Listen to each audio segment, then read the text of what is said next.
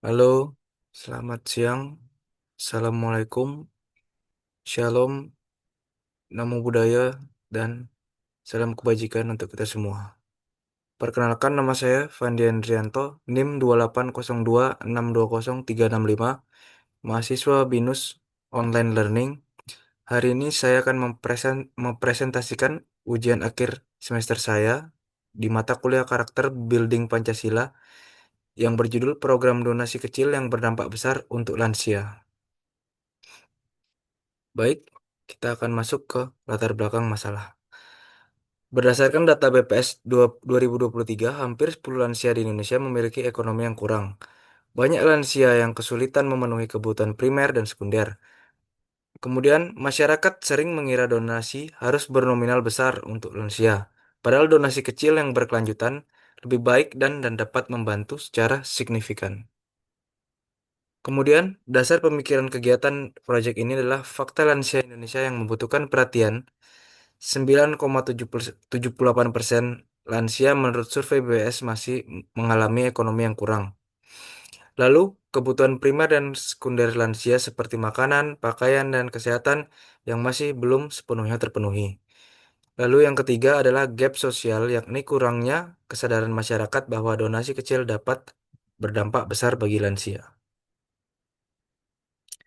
Next, rumusan masalah dari proyek ini adalah permasalahan utama adalah bagaimana membantu lansia dengan ekonomi terbatas, mengatasi kurangnya perhatian masyarakat terhadap mereka, dan menentukan peran pemerintah untuk mendukung lansia yang tidak mampu beraktivitas. Poin utamanya, bagaimana cara mengatasi masalah kelompok lanjut usia yang memiliki ekonomi yang buruk. Yang kedua, faktor apa saja yang menyebabkan masyarakat kurang perhatian dengan keadaan lanjut usia. Dan yang ketiga, apa solusi dari pemerintah dapat membantu kelompok lanjut usia yang tidak mampu beraktivitas untuk bertahan hidup? Tujuan proyek ini ada dua, yakni untuk masyarakat dan untuk mahasiswa. Yang pertama, untuk masyarakat memberikan bantuan berupa kebutuhan pokok, obat-obatan, perlengkapan harian, pakaian melalui program donasi kecil, dan meningkatkan kepedulian terhadap lansia. Dan untuk mahasiswa, kita dapat melatih kemampuan kritikal dan creative thinking kita dalam merancang solusi sederhana yang berdampak besar.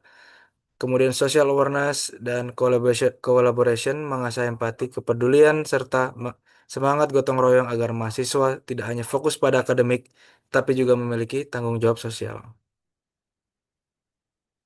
Literatur review dari proyek ini adalah konsep SDGs nomor 1 poverty menekankan pengentasan kemiskinan melalui kontribusi sosial. Lalu, poin utamanya, lansia miskin menghadapi keterbatasan akses terhadap pelayanan dan perhatian sosial. Kedua, kemiskinan berdampak pada kesehatan mental, kesepian, depresi, tekanan psikologis. Dan teori Maslow, yaitu kebutuhan dasar seperti makanan dan rasa aman harus terpenuhi terlebih dahulu. Dan yang terakhir, community-based development dan nilai Pancasila seperti keadilan sosial, kemanusiaan yang adil, dan gotong royong. Hasil temuan di lapangan, yakni berdasarkan observasi dan riset data sekunder, banyak lansia di Indonesia menghadapi keterbatasan ekonomi, akses kesehatan terbatas, dan kurangnya dukungan sosial. Sebagian lansia hidup sendiri, merasa kesepian, dan tidak mampu memenuhi kebutuhan dasar harian. Temuan ini juga menunjukkan bahwa bantuan rutin meski dalam nominal kecil sangat dibutuhkan untuk meningkatkan kualitas hidup dan kesejahteraan mereka. Poin utama dari hasil yang ditemui di lapangan yakni sesuai data BPS sekitar 9,78% lansia tergolong miskin dan sulit memenuhi kebutuhan dasar. Yang kedua, banyak lansia hidup sendiri dan rentan terhadap kesepian serta depresi. Yang ketiga, akses layanan kesehatan dan bantuan sosial yang masih terbatas. Yang keempat, donasi besar jarang dilakukan, sementara donasi kecil berkelanjutan dapat berdampak signifikan. Dan yang terakhir, pera- perhatian masyarakat terhadap lansia masih minim. Baik, next kita masuk ke penawaran solusi dari proyek kita.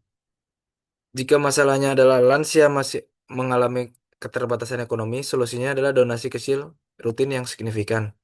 Dampaknya nanti lansia terpenuhi dalam kebutuhan pokok.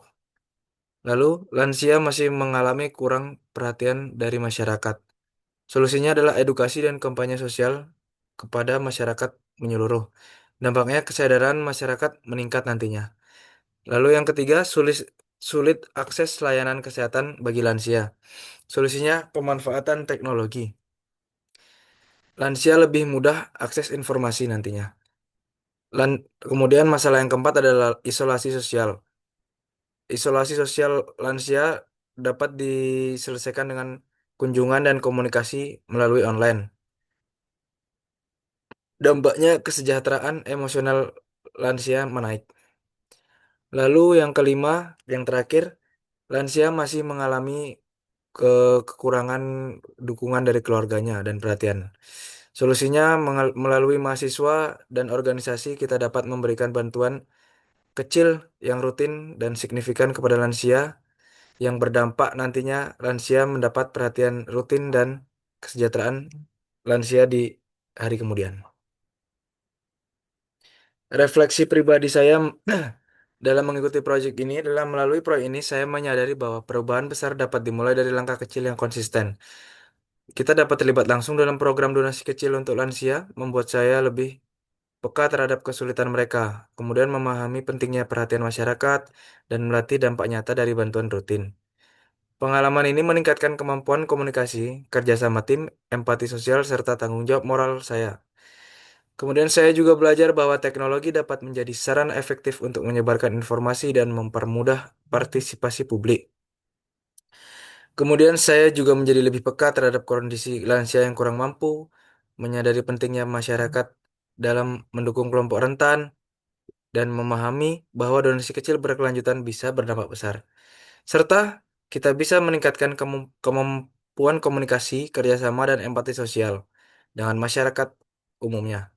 Dan yang terakhir, kita mengalami langsung implementasi nilai Pancasila seperti kemanusiaan, gotong royong, dan keadilan sosial.